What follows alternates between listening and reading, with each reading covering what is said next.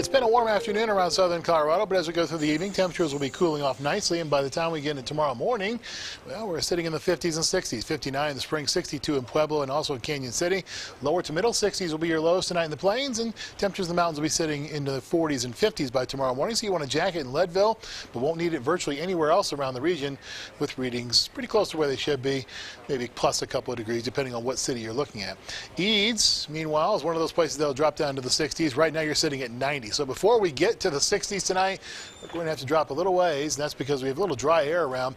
Winds out of the east at 3 miles per hour. You do notice, though, as you look off to the east, that there are some showers and storms, and we're tracking them for you as we look from the east, from Eads.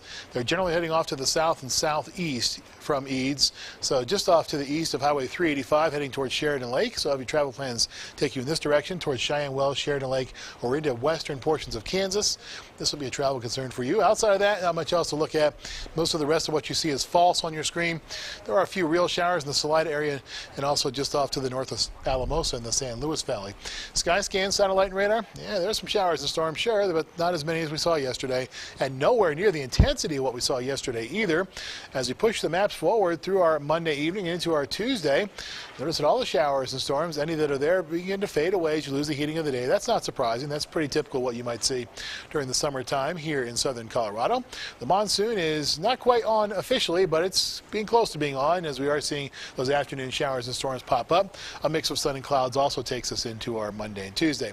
How much precipitation are we talking about? Well, decent totals are possible as we go through the next couple of days, especially in places that find themselves underneath the shower or storm, because there's enough moisture out there to see some of those higher rain totals. And Leadville and Salida are both being predicted to pick up about 1/4 of an inch under some of these thunderstorms that pop up as we go through the next day or so. Springs downtown tonight will drop down to 59 with some evening storms giving way to partly cloudy skies.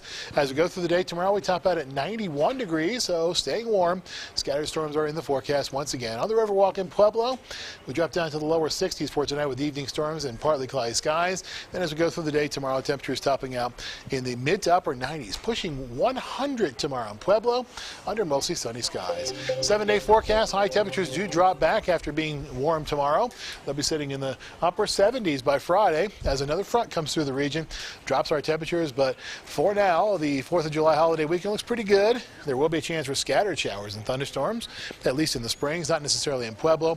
Your temperature is sitting in the lower 90s as we go through the big Independence Day holiday weekend. Canyon City, you'll be in the mid to upper 80s this weekend after sitting in the 90s for a couple of days. Running in Teller County, 80 tomorrow gives way to 75 and 77 on Saturday and Sunday. Keep the umbrella handy, but overall, not a bad 4th of July weekend. Yeah, bright spot right there in the forecast. That's right. Thanks so much. And a bright spot for the